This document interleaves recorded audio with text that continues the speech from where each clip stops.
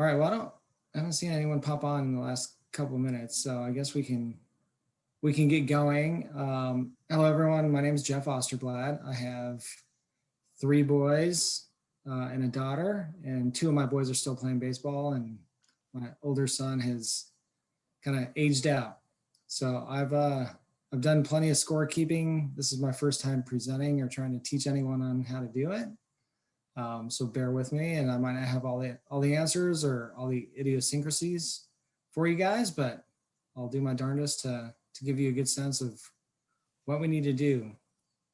I guess what I'd like to know first off, are there any completely brand new scorekeepers on the call? I see 3. Okay. So Juliana, Jen, and Jen. Yeah, me too. And we've got Eric and Charlene, or Charlene. Sorry if I'm pronouncing it wrong. So if you've never score kept, by all means, just ask any questions that you might have. I will try to answer the best I can. If there's a chat, there's a chat box. Feel free, if you're more comfortable, to put something in there as well. But it's not, I guess we can kind of get kicked off, but scorekeeping is not rocket science. Again, I think there's some important things that I want to hit on that I think the managers and the board will appreciate. And as I mentioned early on in the call, there's no right way to do it. There's going to be a couple different ways you can do it. But what works for you, maybe your manager has some ideas, but let's just try to do the best we can. So we're going to hit kind of the basics of scorekeeping.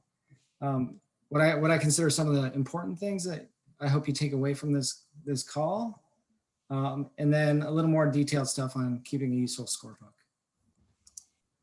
So the basics, please try to get there at least 20 minutes before the game. The game technically can't start unless we have an official scorekeeper, and you've got to get the lineups from the managers beforehand and actually insert the lineup and be ready to play by game time. So please arrive early. There are pencils usually provided. Sometimes those somehow just disappear or walk away. So it would be nice to either bring one or have one in the car, just so you have it on hand. For those that have not score kept before, there's equipment bins at each field. Those big orange rigid ones, that there's a little plastic sleeve that we have the scorebooks in there with pencils. So they're in there. If you need help, ask a manager. I'm sure they know where they are. And use one. There may be 2 in there, but feel free to use whichever one you want. We try to tell the managers to please provide their game lineup of who all the kids are going to be, what batting order, and if any kids are missing, at least 15 minutes before the game to kind of get everyone prepared so that we're not rushing. And lastly, the basics, the home team is the team that's supposed to be providing the official scorekeeper. Now kind of the important things in my opinion, and there may be more, but yeah, the home team that does the official scorekeeping, that's the final, right? If anyone kind of has any questions on the pitch count, if anyone has any questions on the score, this is what they refer to.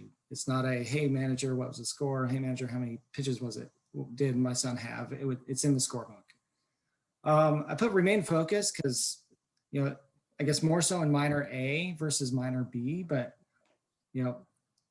it's really easy to get distracted and start losing focus and missing pitches and not knowing what the umpire said, if it was a strike or a ball. So, I don't think being a scorekeeper is a good idea to have, 2 kids that you're trying to babysit at the same time, 2 little ones. So try to do that. Next thing, write legibly and, record the game as neatly as you can. That's one thing that I kind of take some pride in, is that it's pretty well organized and it's very neat. And, if someone were to look back at it, you can kind of tell what the game was about. So do your best. I know that this isn't anything official. Everyone's a volunteer. Again, we appreciate your time and efforts to do this, but just do your best, please. Minor A and minor B. tracking pitchers and tracking the pitch count. This is very, very critical, more so for the safety of the children. We don't want to overuse their arms. You'll see later in the presentation, there are certain pitch counts based on a kid's age that they can do, and it impacts the game. But please do your best to keep count of the pitches, because that's one or two differences could be a difference between someone pitching tomorrow versus someone pitching next week. This kind of goes without said, but let's try to keep the score as accurate as we can. I know a lot of parents like to look at the scoreboard, and if the scoreboard's not right, they kind of get all hustled and bustled, but the scoreboard doesn't really matter. It's what's in the scorebook. In both minor A and minor B, there is a 5-run rule. So if you don't know what that is, each team can score 5 runs per inning. Doesn't matter if it's no outs, 2 outs. As soon as they score that 5th run, the inning ends. And then once the game's over, please, just for the ease of reference, tally up the runs for each team, tally up the pitch count for each pitcher, and then take it over to each manager after the game. And you may have to wait until they're done with their little team meetings in the outfield after the game, but they'll want to look it over, look at the score, probably look at a pitch count. A lot of managers like to take a picture of it, and then they'll just sign or initial as validity that, hey, this is accurate. So get each manager to sign, or coach, it doesn't really matter, but a manager or coach to sign the finished book, and then put the book back, as well as the pencils or pens that you borrowed from the little packet.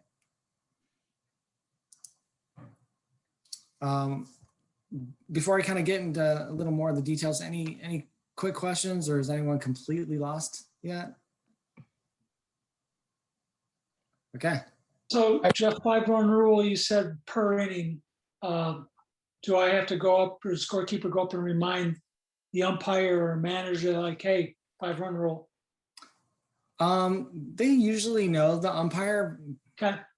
It's going to be a little different this season. I think the umpires might start out behind the pitcher. Typically, they were behind home plate in the years past, and they just kind of lean over, because there's, for minor A and minor B, there's a scorekeeper's bench right outside the batter's box, in the backstop of the cage. And the umpire would usually just kind of reach over and look over and say, like, hey, how many runs are there? And you can say, there's 4, one more, but it's not a bad idea just to remind them once that 5th run is in, just like, hey, Blue, 5 runs, and then everyone kind of, wraps it up. Okay. I had another question. Yes, sir. So the should the scorekeeper be given the social distancing? And I know it was talked in the safety meeting about the scorekeeper table maybe available or not being available. They haven't decided yet, so I'm just curious. Mike, I wish I had an answer for you. I don't know the specifics of that yet. We're kind of all trying to figure it out. Hopefully they can allow scorekeepers to be at that bench and kind of prevent other parents from just hovering around there. But I don't know that for certain. We're going to kind of have to play it by ear. But so. Okay, thanks. I was just curious, given the umpire now is going to be behind the pitcher mound, so right, he'll be further away to be able to hear balls and strikes and stuff. Yeah, that's my concern. My hearing is not always the greatest, and with the umpire by the pitcher, what do we do? Yeah, completely valid. And this is a brand new thing for all of us. Let me jump in here, because I just had a scrimmage this evening in minor A, and that was the biggest problem. We have junior umps that are behind the pitcher's mound with mask on, and he was not very loud at all. And so we made a few mistakes just from not hearing him what the count was. So yeah, we definitely got to talk to the umpire in chief to make sure that all his volunteers know this. Yeah, it's a good point. And it is something that we need to be aware of. I guess my recommendation would be meet up with the umpire so he knows who the official scorekeeper is. Julie and I bring up like, hey, I don't hear the best. Like if you could throw up, your hand signals on what they are every pitch, after every pitch, 1-0 or 1-1, whatever it is, it'd be very, very helpful. And then, let's say the half inning ends and you're still having issues, feel free to call him or her over and just say, hey, I'm having a hard time hearing balls and strikes. If you could please try to project a little more or give me a little more hand signal, that'd be great.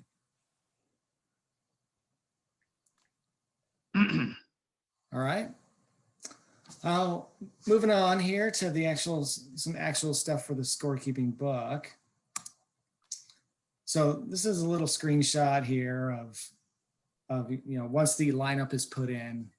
As I stated earlier, the managers should be providing you the lineup for their side. Home will provide a home team, away will provide away team. 15 minutes before the game, we've asked the managers to put, we need the jersey numbers for the kids. That's super important. And then we've asked them to put the last name and the first initial. Sometimes you'll get the first name, sometimes you'll just get initials. Try to get the best you can, but it helps in tracking purposes. And then, minor A and minor B, the positions, it's usually good to have the starting positions in there. I don't know how necessary it is to track every single switch because it gets very convoluted. You got kids moving from second to third to right to center. But we do a running batting order. So, everybody still bats through the lineup. It's not like if they're sitting the bench for an inning that they're not hitting. They're still going to be a continuous batting order. So that's this whole left side. You'll kind of see at the top two. It's kind of hard to read, but on both sides of the scorebook, put your home team, who the visitors, there's a date, and then you've got a place, Canyon Side 3, CS3, CS4, and then the time. So the time is important. That would be the time, not the time the game is supposed to start, but the time the game actually starts. There's a time limit on both games, and if it's off by 10 minutes, say a game's supposed to start at 6, it starts at 6:10. It could be an innings difference, which some parents enjoy and some parents don't. So please record that time. And then over here, for the new scorekeepers, this is hard to read, I apologize, but this is the quick tally for pitch counts. So up here, you would put in, the pitcher's number, and then this is kind of the way we keep track of how many pitches they've thrown. And I'll talk to this in a little while, but there's different ways to kind of manage this as well. And then down here at the bottom of the book, this will eventually summarize how many pitches they have. And this is more so for the ease of reference when people are looking through the books to see if a kid can pitch on Wednesday or if he has to wait till Thursday to pitch. So again, you need their number, their name, and then at some point you need to put like how many pitch count they had. All right, kind of moving into how we score things, and you can kind of reference this. I don't need to read it all the text over here, but when you're looking at the scorebook, you'll see there's a ton of these little boxes.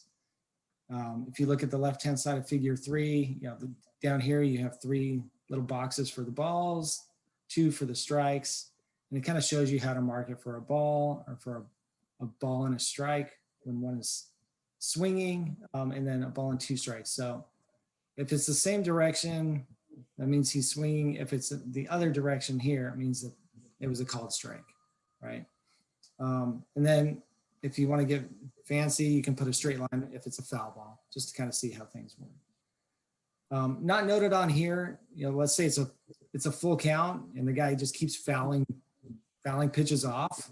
I just kind of put another little slash along the line here and just kind of, so I can keep the pitch count track. And then after every kid bats, and this is where I differ than what you'll see later, but I put the number of pitches he threw to that batter in this little circle box, right? Some people put, if there's an out, that's where the out goes.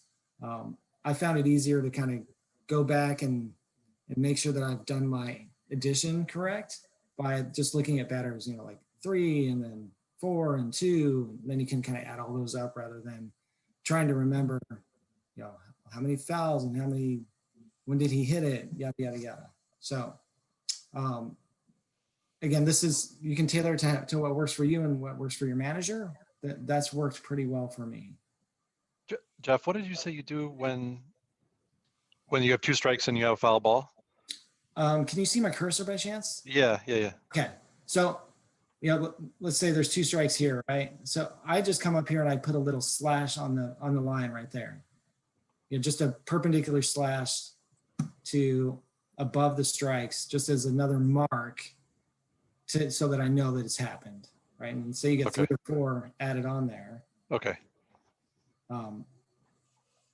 Some people, maybe they put some dots or something. I don't know.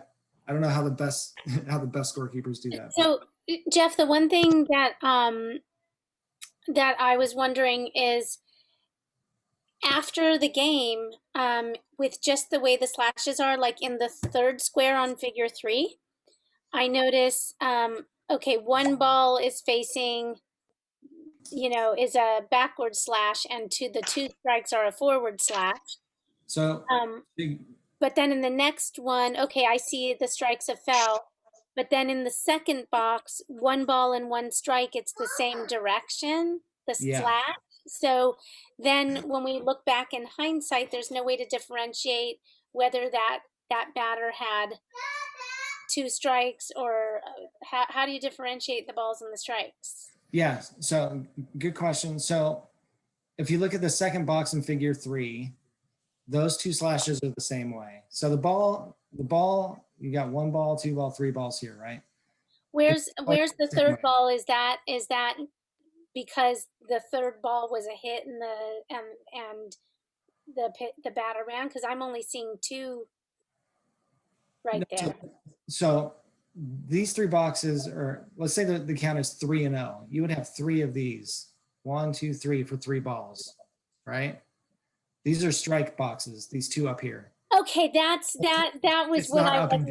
Okay, that wasn't clear. Okay, so sorry about that. That's okay. So the 2 boxes up top stand for strikes. Correct. So you ding them, and if they strike out, you don't need to do a 3rd one because they struck out. Correct. Okay, and then with the balls, if you do 3, you don't need a 4th because they walked. Because there's a base on ball, correct. Okay. Now the different directions, the balls are all going to be the same direction. The strikes, if it's the same direction as the ball, that means they swung at the pitch. If it's the opposite direction, it means they didn't swing. They just watched it. And that's what would be really helpful is if we had, like, while we're learning this, like a key. Agreed. Yeah, this is my first season doing this, and you have to forgive me because I'm an educator, so like I make these slides all the time. But are these on Google? Are you using Google Slides, or are you using PowerPoint right now? This is it's a PDF. Well, can you share it? Yeah, I'll share it. Okay. Yeah, I'll share it. And normally we do this in person too, so we've got a big printout that we can mark up. It's a little different with everything going on, but yeah, completely valid questions, Juliana.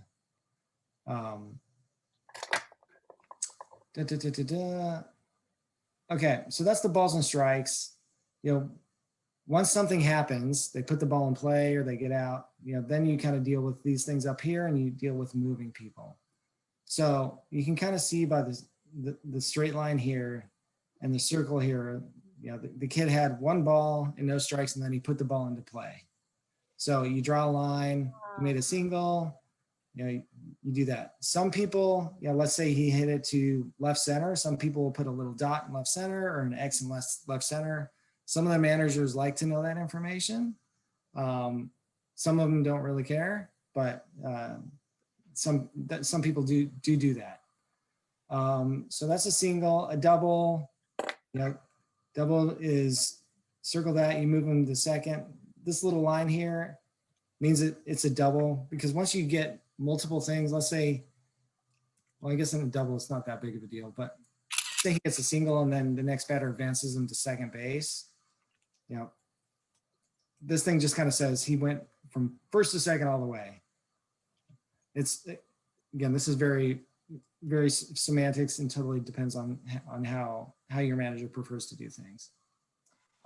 Based on balls, explanatory. There will be an appendix, you know, near the end that kind of gives you some abbreviations or some shorthand. So this one here, you know, there's nothing circled up here. He put the ball in play, but there's an error on second base. So the guy hit it, let's say the guy hit it to second base, or gal hit it to second base, and the second baseman overthrows the first base, and it should have been an out. So you do E4. Some people just say it's a single. It's Little League Baseball. We're not keeping track of errors. Who really cares? So that's that. Let me move on to the next one, and then we'll kind of get into some more. But some more shorthand on recording outs. This again is how this one was set up. I do it a little different. This is where they marked the outs, 1, 2, 3 outs in the circle. This is where I would put the pitch count typically. You know, this one has 2. You know, this one is 3. This one's 3. This one's 1. And then you do the outs just somewhere up here. So F7 means he flied out to left field. There's again, in the appendix, which I'll get to at the end, it kind of shows what the player numbers are or the position numbers, and you reference them here. You know, 4-3 means, you know, he hit to second base and he threw it to first base to get the person out. For some people, you don't know what the backwards K means. That means the batter struck out, but he didn't swing at the last strike. He struck out watching. So when you see those, that's it. So ending an inning, you know, and the figure is going to be on the next page, but I'll show you that in here in a second. But I just want to reiterate, you know, how being neat really helps out. It helps the managers. It helps for ease when they need to go back to the scorebooks and look at things. But ending an inning, let me get to that figure here. So ending an inning, you typically put a little slash through the next batter. This guy was the last one out. Batter 5 was the last one out. So batter 6 isn't going to bat this inning, so you kind of cross it out. And it kind of points to the next batter or I guess segments the next batter that'll be up the next inning. And you just squiggly line this out just so you don't make a mistake and come back in the second inning and start recording it down here again. So again, this is a sample of, you know, 4 or 5 batters got up, then they got 3 outs, and then the next inning you got a couple other people that got up, 1, 2, 3. He didn't get a hit, and neither did these folks, and then it kind of moves on. When recording things, you know, this guy got a single, so he went there, and then the next guy got a double, so this guy advanced to third base. If he were to score, you would complete the box, and then you would fill it in like we do down here on second inning batter number 9. And that's the easy way to see how many runs are scored during the inning.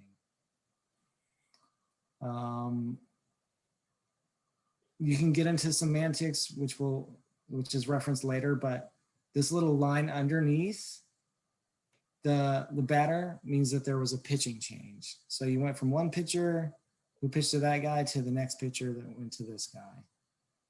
And that way you can kind of keep track of, okay, well, this pitcher, you know, had 5, 10, whatever, 27 pitches. You know, you'll see over here, this is one way to do it. After each half inning, you calculate all the total number of pitches and you put a circle on it. Some people do it like every single pitch, boom, boom, boom, boom, boom, boom, boom. It gets a little distracting in my opinion, because what if you forget one and you're like, did I do it? Did I not? And that's why I kind of recommend you putting the pitch count numbers per batter in these little circles. I'm going through this quick and I'm sure I'm missing stuff. But let's see here. I gave the pitch counts just more for reference. You guys shouldn't need to worry about it. Managers should be on top of this. But there is a point where if the manager's not paying attention, and let's say a 9-year-old is at 74 pitches, the max he can pitch is 75. There's a little exception because if he starts a batter before 75, he can finish that batter. But we really want to be cautious of how many pitches they have. They can't really go beyond their max. So again, the managers will probably know. The managers will be coming over to you all the time and saying, "Hey, how many pitches does Johnny have?" You know, like, "He's got 47." He's like, "Okay," and they'll take a mental note on how many they have left. But this is just more for reference. And this is noted here again. Pitch counts all over here. So here you got, number 15 pitcher pitched 52 pitches in his 3 innings or 2.5 innings, and then number 16, he's going to get started. Again, I know I went through that quickly. I'm sure I missed some stuff for the veterans out there. Please feel free to chime in and bring anything up that maybe I have missed, or if there's any questions from some of the new folks, by all means. Juliana, yeah, Jeff, can I ask, like, player number 15 is the pitcher. How come ever so often you circle a number? That's the total amount of pitches for that inning. So he had okay. 16 pitches in the first inning, and then he had 15 for a total of 31. So at the end of the inning, try to circle the number of pitches for that inning. Okay. And then it's just, in my opinion, it was easier to kind of add them up after the inning and then just kind of line it out and circle it. Again, if you work better, where it's like, okay, strike 1, psh, ball 1, psh, foul ball, psh, right? Go ahead and hash them off. It's just a lot more work.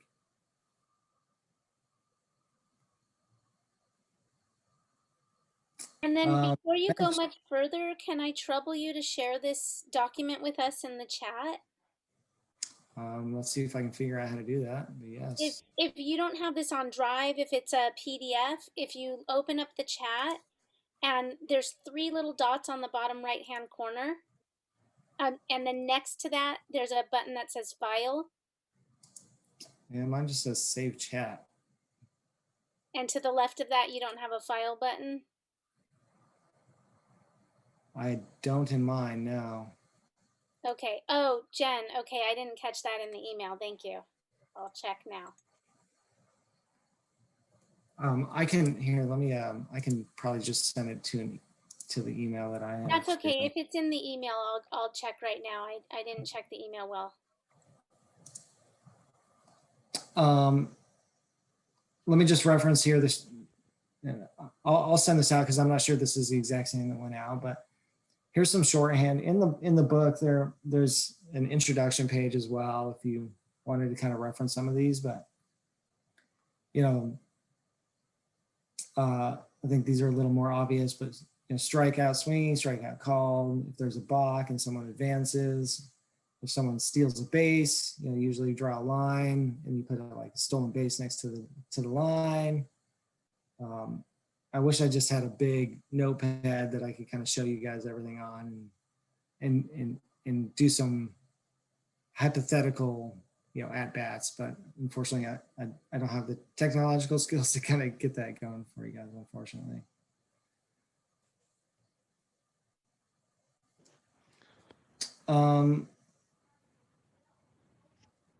That's all I've got. Again, I'm sure I missed something. There's not a ton to it, but there are some. There's a little learning curve, so you can kind of keep up with the game speed and get it all done. Manny, what did I miss? No, I think you covered it pretty well. If she's ever been to the ballpark and you see the K's up there on the outfield fence, makes sense why we use the backward K for called third strike and swinging strike. That's something to relate to. And then we should not forget that the 2-strike count, and then he strikes out. The K counts as a pitch. The action is a pitch, and it's easier just to count the hash marks, and then you forget to count the action. Correct. So yeah, so looking here, right? It's always one more than the actual marks, right? So in this case, it was 1-0, and then, well, I guess that's a bad one. Here, it was 1-0 and then a single. So there was 2 pitches that one. You know, this one was 2 balls, 1 strike, and then he hit a double. So that was 4 pitches. So it's always one more than the number of marks, assuming that you keep some sort of mark for the foul balls. That's the easiest way, where you kind of count the marks, and then you just add 1 and put that number in the little circle. Hey, Jeff. Yes. Sorry, I don't have my camera on right now. Sorry. No, you're good. So I caught the tail end of where the scorekeepers are supposed to be positioned. Was that they are not allowed to be by the plate? We don't know that yet. And I don't think anyone from the board is on here. I think the hopes is that we can still use the scorekeeping tables, because we need to be as close to the plate as we can. Right. So I don't see why that would be an issue. We're not within 6 feet of the plate. You know, if you have parents hovering, then I think that's the issue, is getting the parents out of there. And even in the dugouts, I think we're far enough away. So I don't know. Sergio, I know you guys had a scrimmage tonight, and you probably didn't do any scorekeeping, but how did that look from your perspective, having the umpire behind the pitcher? And I would say it would be more friendly for, since it's home team, right, that's doing the scorekeeping. Yeah. I would say that the scorekeeper sits close to the first base side, because they'll have a better, they'll be within listening distance of the ump better than if they were by the home plate. And I think that's where the scorekeeping tables are set up at this point. So yeah, Mike, I don't have an answer for you. We're hopeful that that's where they're going to be. Okay, great. Thank you very much for your time. Sure. Anyone else? Again, I apologize. I know we're all kind of at this weird time where we can't be in person to kind of ask questions and physically draw stuff out, but Yeah, Jeff, so Game Changer, I know that's tomorrow night, right? But if we elected to use Game Changer, could that replace this process, or does this has to be done? We have to use the book. Yeah, they're beta testing Game Changer up in the intermediate division and not doing a book. But at this point, this is still the official way to do it. By all means, people are going to be using Game Changer, and it's a pretty good tool, because it keeps track of the count for you really easily. It keeps track of people's batting averages and where they hit it, and yada yada yada. So it's a nice tool. Unfortunately, we can't just fully adopt it yet. Okay. Good question. Hey Jeff, can I make a suggestion? If you're totally new to this, you can go online and print out basically a scorebook, or buy one, whatever you want to do, and then just watch a spring training game or a college game or anything, and practice scorekeeping that, or any game. If you have time to go see somebody else's game, go for it. But it really helps you out to figure out what all the different fielders choices are, and all the different plays that you're gonna need to jot down. Yeah, that's a good call, Sergio. And if you're lucky and your child's first game and you're the visitor side, it's an option for you to kind of do it live and it not be official. And you could probably even ask the official scorekeeper if they have some experience. Hey, what do you do in this case, and what do you do in that case, and how'd you mark this one? Because there's gonna be something where you're gonna be like, I just missed this next kid's up, I have no idea what I'm doing, and get flustered. And it's gonna happen. Do your best to know that it's Little League baseball. again, the important things are just, make sure we got the pitches right, the pitch count right for the kids, more for the safety than anything else. And then the number of outs in the score. The rest, it can be kind of, I don't want to say swept to the side, but it's not as important. Well, if there's no other questions, I'll circulate this package. Feel free to take a look. Feel free to ask me any questions that you may have. As I know, I'm sure I missed something. And if I don't know the answer, I'll try to track it down for you. That's all I can do.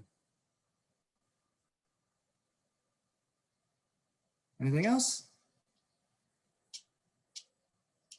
All right, well, let me put in, there's a chat. Let me put in my email address, just in the event. Oh, there's the file. Okay. I guess because I was trying to direct it to someone specifically. There's my email address. Feel free to email me any questions that you may have, but I'll get this, I'll attach it right now here too, and I'll leave it on here. Leave it open for a little while anyway. Thank you so much. That was actually, I wish I had checked my email more carefully because it is nice to have it. Oh, you figured out how to upload it. Yeah, thanks, Julian.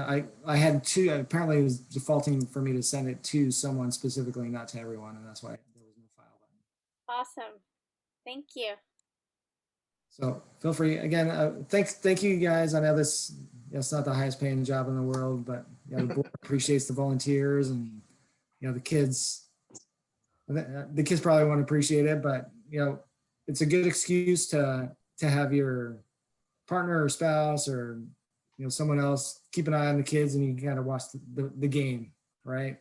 And see your child play and have an excuse and not be swept up on your phone or just chatting away. So. All right. Well, thanks again, guys. Have a good season, and hopefully we can get a full season in. Thank you. Good job. Thank you. Thank you. Thank you. Thank you so Thank you. much.